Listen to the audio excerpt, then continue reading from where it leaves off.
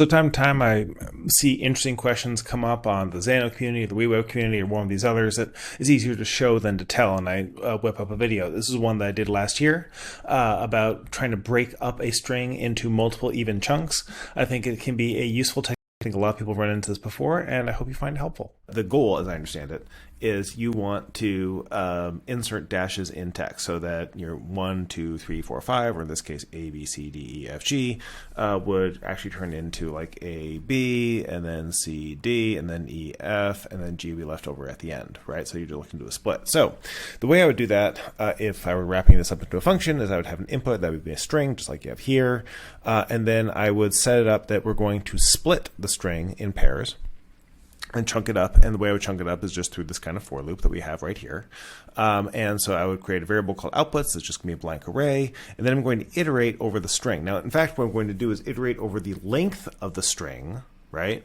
And I'm going to iterate over the string length string divided by 2 because I want to group it into sets of 2.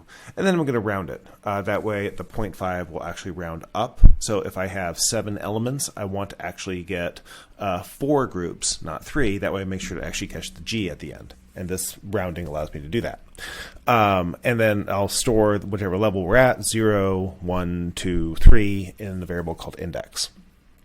I'll then, inside that loop, say that I want to just create a variable, call it pair, which is going to be the 2 elements in the string as of that index, right? So it's going to be as of first round, my index is 0, multiplied by 2, that's still 0.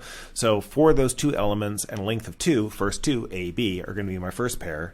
My second pair at index 1 would be 1 times 2 is 2, so at position 2, 3, because it's length of 2, etc.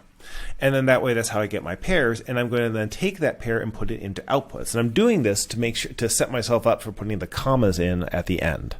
So now I've got my outputs, and that's fine. And I'm going to say, I'm going to take all those outputs. Right now, I've got my 4 pairs, which are my AB, my CD, my EF, and then G hanging out by itself at the end. And I'm going to put the commas in between. That way, I don't have an extra comma sitting out there at the end.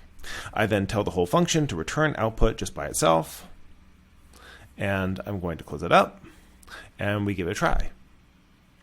So I've got my A, B, C, D, E, F, G, like we talked about at the beginning, and I run it, and in fact, it gives me the exact split that I was looking for.